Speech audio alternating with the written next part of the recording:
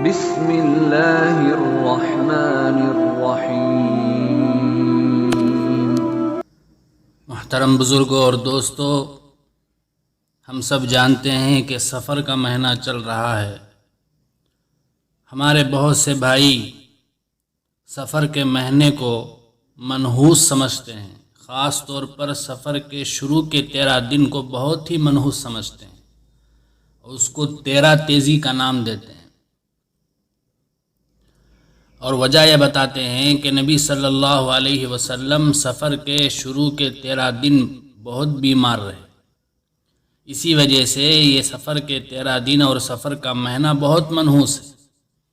اس عقیدے کی وجہ سے ان 13 دنوں میں اور سفر کے مہینے میں لوگ کوئی خوشی کا کام نہیں کرتے، شادی نہیں کرتے، کوئی بڑی چیز نہیں خریدتے، کوئی بڑی چیز نہیں بیچتے۔ سمجھتے ہیں کہ اس مہینے میں، اس 13 دن میں کوئی کام کیا جائے تو وہ کام ہی نہیں ہوگا اس نحوست کی وجہ سے، یا کام ہو تو بھی وہ پورا نہیں ہوگا۔ بزرگوں اور دوستو، سب سے پہلے ہمیں یہ جاننا ہے کیا نبی صلی اللہ علیہ وسلم سفر کے شروع کے 13 دن بیمار رہے؟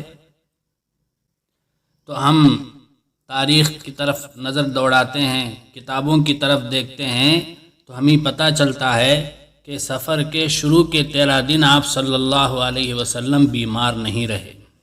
علامہ ابن حجر عسقلانی رحمۃ اللہ علیہ نے فتح الباری میں لکھا ہے کہ آپ صلی اللہ علیہ وسلم سفر کے آخری دنوں میں اور ربیع الاول کے آخری دنوں میں بیمار ہوئے۔ تو جب آپ صلی اللہ علیہ وسلم بیمار ہی نہیں ہوئے تو اس کی وجہ سے سفر کے مہینے کو منحوس سمجھنا کیسے صحیح ہے؟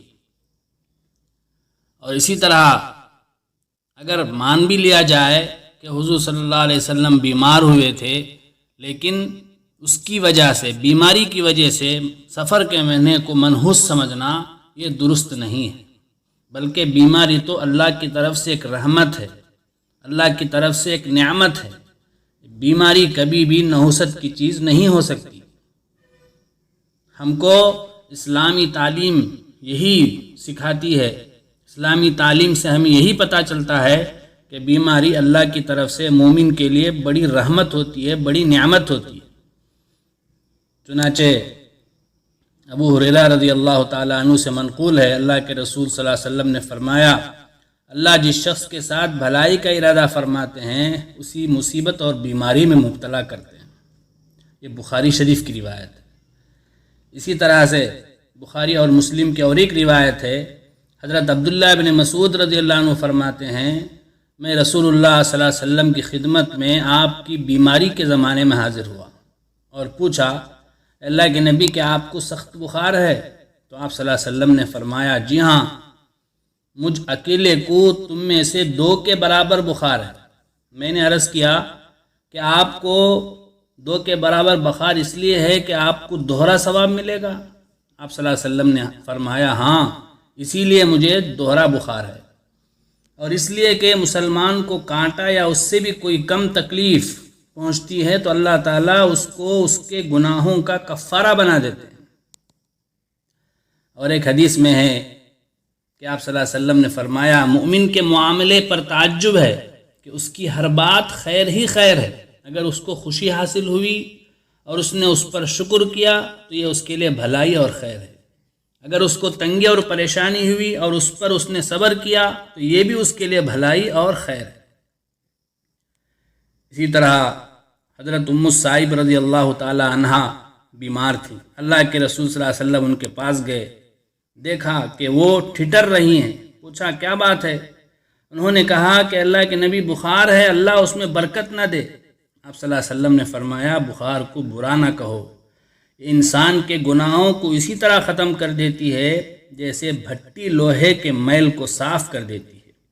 ان سب احادیث سے معلوم ہوا کہ بیماری خدا کی طرف سے آتی ہے، یہ اسے آتی ہے جس کے ساتھ اللہ تعالیٰ بھلائی کرنا چاہتا ہے، اور یہ کہ محض رحمت اور برکت ہے جس سے گنہگاروں کے گناہ دھل جاتے ہیں اور نیکوکاروں کے درجات بلند ہوتے ہیں۔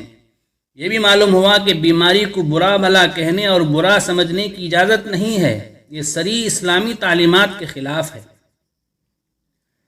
اب دیکھ لیجئے تیرا تیزی کا عقیدہ جس میں سفر کو بیماری کی وجہ سے منحوس اور برا سمجھا جاتا ہے، کیا اسلام کے خلاف نہیں ہے؟ یقیناً یہ اسلام کے خلاف ہے۔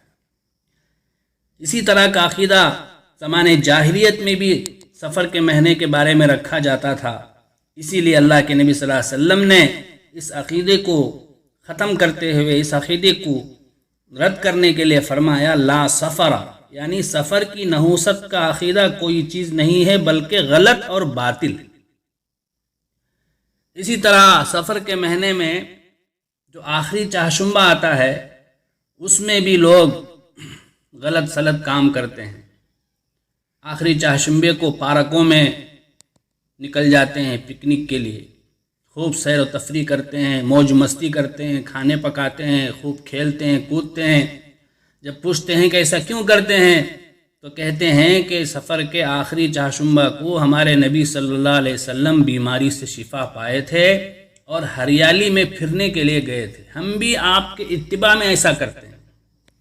تو بزرگوں اور دوستو، یہ بھی بالکل بے بنیاد ہے، غلط ہے، کیونکہ سفر کے آخری مہینے میں آپ صلی اللہ علیہ وسلم بیماری سے شفا نہیں پائے تھے، بلکہ سفر کے آخری دنوں میں آپ صلی اللہ علیہ وسلم بیمار ہوئے تھے، اس کے بعد ربیع الاول کے مہینے میں آپ کا انتقال ہو گیا تھا۔